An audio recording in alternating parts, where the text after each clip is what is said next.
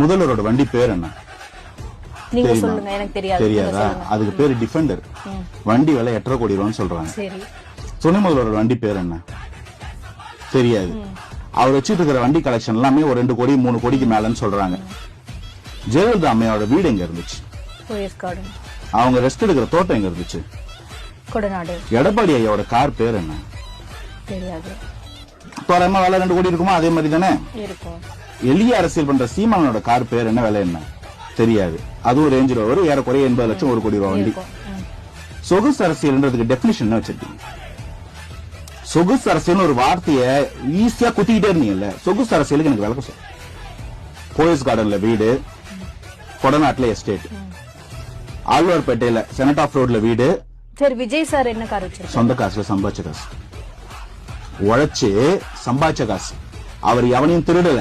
எந்த ஊழல் குற்றச்சாட்டும் அவர் பேர்ல இல்ல.